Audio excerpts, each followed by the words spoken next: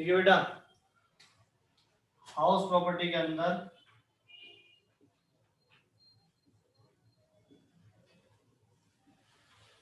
जो हमें आज काम करना है वो है पार्सली लेट आउट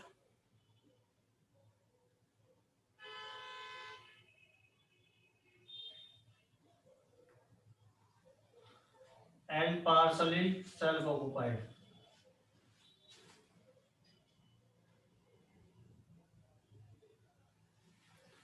यानी कि इसमें पार्सली का मतलब कुछ पार्ट लेट आउट है, कुछ पार्ट सेल्फ ऑक्युपाइड है, बट ये दो तरीके से है। एक है आपका पीरियड वाइज और एक है आपका पोर्शन वाइज। तो पहले पीरियड वाइज की बात करते हैं बेटा, क्या सिस्टम होता है। पीरियड वाइज में कहते हैं जैसे आपकी हाउस प्रॉपर्टी है मान लो, ठीक है, इस तरीके से, और ये क्या करा आपने, इस पूरी प्रॉपर्टी में आपने लेट आउट कर दिया। इस पूरे साल में आपने कुछ टाइम के लिए लेट आउट करा, मान लो 1 अप्रैल से 31 दिसंबर तक आपने लेट आउट रखा और उसके बाद आप खुद रहने लगे। देखिए इससे पहले हम क्या कर रहे थे, इतना लेट आउट कर रहे थे, उसके बाद ये खाली रह रहा था। जब हमने सम पार्ट वेकेंट वाला किया था उसमें क्या था, कुछ पार्ट वो खाली था और कुछ पार्ट में वो किराएदार रख रहा था। बट यहाँ पर ऐसा नहीं है। यहाँ पर क्या है कि उसने किराएदार रखा, किराएदार जब खाली कर गया तो उस घर में खुद रहने लगा। तो इसको बोलते हैं पीरियड वाइज, यानी कुछ पीरियड उसने किराएदार रखा उस घर में और कुछ पीरियड उसने, मतलब कुछ पीरियड वो खुद रहा। तो इसमें आप जीएलवी कैसे कैलकुलेट करोगे, इस वाले में आप जीएलवी जब कैलकुलेट करोगे तो क्या करोगे, स्टेप 1 आपका सेम है, एमवी और एफआर में ज्यादा देखोगे और फिर जो 1 आ जाएगा उसमें स्टैंडर्ड से कम देखोगे तो आपका ईआर आ जाएगा। जिन्होंने पिछली क्लास ली है या पिछली वीडियो देखी होगी तो उसमें ये वाला स्टेप सेम है आपका, ठीक है। स्टेप 2 थोड़ा सा चेंज होगा। स्टेप 2 में आप क्या करोगे, ईआर और एक्चुअल रेंट रिसीव। अब आपको एज्यूम नहीं करना कि नो वैकेंसी वाला इस तरीके से कुछ, एक्चुअली में जो आपको रेंट रिसीव हुआ है चाहे वो 9 महीने का हो, यहाँ पर अगर हमारे एग्जांपल के अकॉर्डिंग देखा जाए, या फिर जितने महीने भी किराया मिला वो किराया एक्चुअली किराया जो आपको मिला है वो, इन दोनों का कंपेरिजन करेंगे और इन दोनों में जो ज्यादा होगा उसे हम जीएलवी बोलेंगे।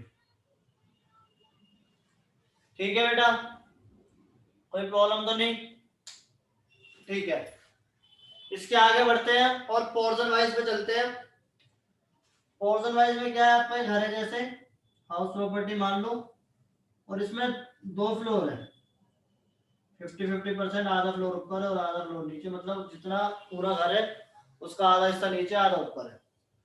आपने क्या करा, ऊपर वाला किराए पे दे रखा है, नीचे खुद रह रहे हो, या नीचे वाला किराए पे दे रखा है ऊपर खुद रह रहे हो, मोस्टली ऐसा होता है। तो इसमें कैसे निकलेगा, तो इसमें क्या करना पड़ेगा बेटा आपको, स्टेप 1 आप सेम करोगे, स्टेप 1 आपका सेम होगा जो आप अभी तक करते आए हो, यानी म्युनिसिपल वैल्यू और फेयर रेंट में कंपैरिजन, जो ज्यादा होगा 1 और फिर 1 और स्टैंडर्ड रेंट में कंपैरिजन, जो कम होगा वो ईआर। अब इसके आगे आपको करना क्या है, स्टेप 2 के अंदर जो ईआर है इसका परसेंटेज पोर्शन निकाल लोगे,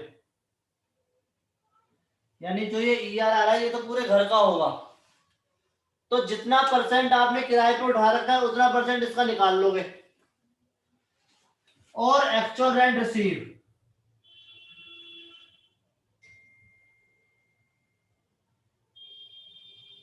इन दोनों में जो ज्यादा होगा वो आपका जीएलवी होगा। ठीक है बेटा, तो ये हमारे पोर्शन वाइज वाला रूल है जो हमने किया, एक बार आप इसे नोट डाउन कर लीजिए, फिर एक दो इसके क्वेश्चन भी करेंगे। देखिए इस चैप्टर के अंदर जो सबसे इंपॉर्टेंट पॉइंट है वो है आपका interest on loan. Section 24 subsection B.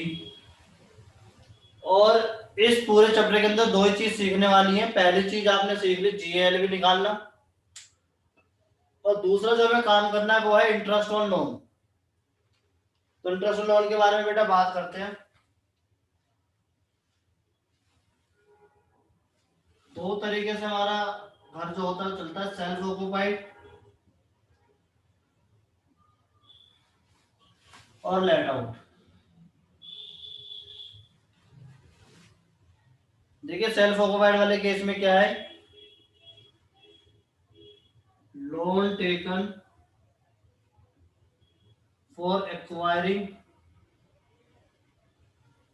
और construction of house.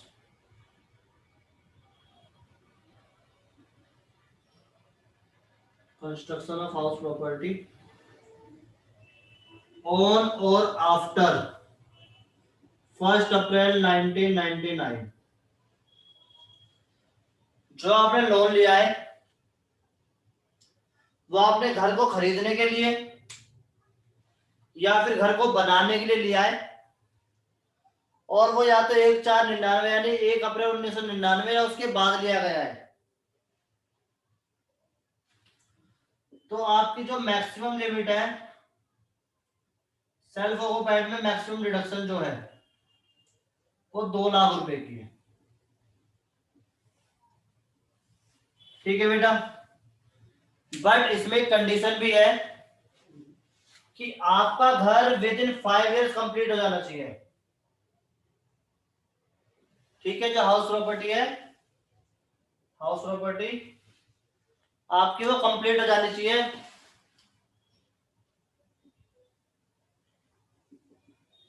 With in 5 years. वो मैं आपको समझाऊंगा कैसे 5 साल ले लें। इसके बाद आपने यदि लोन लिया है, इसके बाद आपने जो लोन लिया है वो आपने लिया है बेटा रिपेयर करवाने के लिए, रिन्यू। ठीक है, पहला पॉइंट तो ये हो गया आपका। दूसरा पॉइंट है लोन टेकन फॉर रिपेयर और रिन्यूअल ऑफ हाउस। यानी जो हाउस प्रॉपर्टी आपकी उसमें आपको रिपेयर वगैरह करवाना है, रिन्यू करवाना है, यानी पेंट वगैरह करवाना है। यदि उसके लिए आपने लोन लिया है तो आपकी मैक्सिमम डिडक्शन है 30,000 पर एनम। मैक्सिमम है 30,000। ठीक है बेटा, बट इसमें एक और प्रॉब्लम ये आती है कि यदि ये वाला लोन जो लिया गया है ऊपर वाला, ये 1 अप्रैल 1999 से पहले लिया है तो क्या होगा। देखिए रियल में तो ऐसा पॉसिबल है नहीं अब, बट जो आपका है लोन टेकन फॉर रिपेयर और रिन्यूअल इसका तो 30 है, लेकिन यहाँ पर अगर आपने 1/99 से पहले लिया है तो फिर आपको 2 लाख की डिडक्शन नहीं मिलेगी, फिर आपकी डिडक्शन कम होकर यहाँ पर पहुंच जाएगी 30,000 पे। ठीक है, और सेल्फ ऑक्युपाइड के अंदर actual amount paid of interest on loan, इसमें जो आपका एक्चुअली में अमाउंट जा रहा है वो आपका डिडक्शन होएगा pre plus post, pre interest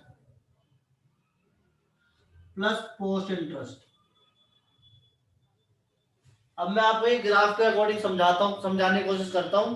पहले आप इसे नोट डाउन कर लीजिए, फिर मैं आपको समझाऊंगा ग्राफ के अकॉर्डिंग। देखिए बेटा क्या सिस्टम है इसका। मान लो ये पीरियड है आपका, एक बहुत लंबा पीरियड है, और आपने एक लोन लिया, मान लो 1 जुलाई 2014 में, 14 ले लेते, 17 16 ले लेते, 1 जुलाई 2016 में लिया, और ये आपका घर बन के कंप्लीट हुआ 31 अक्टूबर 2019। ठीक है बेटा, ये जो डेट है, डेट ऑफ लोन टेकन,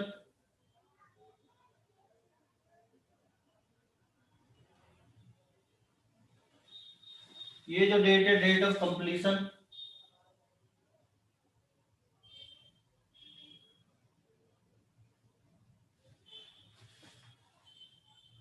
ठीक है।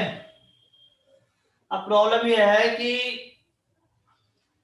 जब ये घर बन रहा होएगा, इस पीरियड के बीच में कंस्ट्रक्ट हो रहा है, बन रहा है घर, तो आपको लगता है कि आपने लोन पे इंटरेस्ट दिया होगा? बोलना है आपको, बताओ।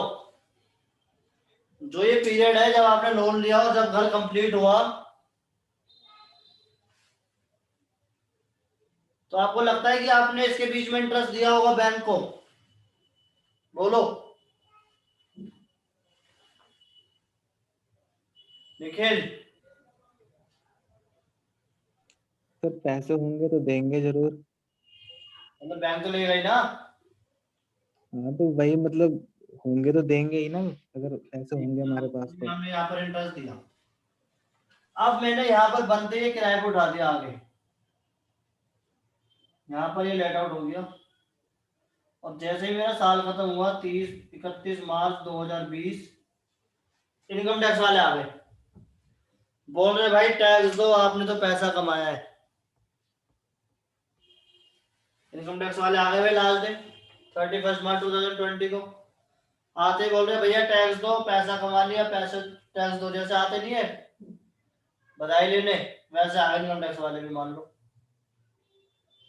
एकदम आ गए आपको सडनली और बोल रहे भाई टैक्स दो। आपने तो 1 जुलाई से और 31 मार्च तक 5 महीने किराए की इनकम कमाई है, उस किराए की इनकम पे हमें टैक्स चाहिए। अब मैंने बोला भाई जी, मैंने जो बीच में इतना बड़ा 3-4 साल का गैप है, यहाँ पर इंटरेस्ट भरा है अपनी जेब से, यहाँ तो मैंने कुछ कमाया ही नहीं। पहले मुझे कर्जा ये वाला तो माफ करने दो, जितना मैंने अभी तक भरा है इंटरेस्ट का पैसा, इसकी छूट तो दो। जब ये छूट खत्म हो जाएगी तब मैं आपको टैक्स देना शुरू करूंगा, पहले मेरे लॉस तो कवर होने दो। बोलूंगा नहीं बोलूंगा? भाई जो इस टाइम पे इंटरेस्ट दिया गया है, इस इंटरेस्ट को आप कवर नहीं करना चाहोगे इस वाली इनकम से? Yes sir. आप बोलोगे भाई घर की इनकम पे आप टैक्स ले रहे हो मेरे से, बट घर बनाने में मेरा इंटरेस्ट गया, नुकसान हुआ है, वो भी तो मेरा खर्चा ही था पहले, वो तो पूरा होने दो। तो कहते ठीक है, कितना खर्चा हुआ? तो कहते ठीक है भाई, हम कैलकुलेट कर लेंगे कितना खर्चा हुआ, वो तो कर लेंगे, आप बताओ क्या करोगे? कह रहे हम ये खर्चा आपका देंगे, आपको इसकी छूट, बट इकट्ठे नहीं देंगे, जितना भी आपका इंटरेस्ट बनेगा, जिसे हम बोलते हैं प्री इंटरेस्ट, इसकी आपको हर साल 20% छूट देंगे। यानी अगर ये 1 लाख रुपए बनता है तो आप हर साल अपने इनकम में से 20,000 रुपए कम कर लेना, और जब आपका घर कंप्लीट हो गया उससे पहले का 31 मार्च लेना है आपको।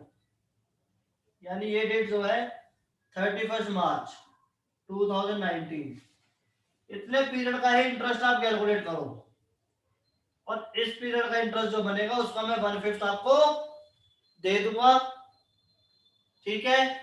और ये अगले 5 साल तक दूंगा, यानी इससे अगले 5 साल, यानी 19-20, 20-21, 21-22, 22-23 और 23-24, इन 5 साल में ही आपको इसकी छूट मिलेगी।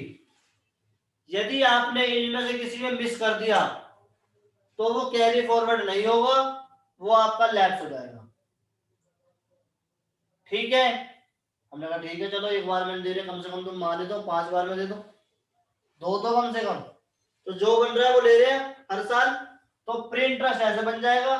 फिर आपका जो प्रीवियस ईयर बनेगा यहाँ पर, वो है आपका 1920, और ये जो है यहाँ से आपको शुरू होगा 1920, ये वाला पीरियड, तो ये आपका बन जाएगा पोस्ट इंटरेस्ट।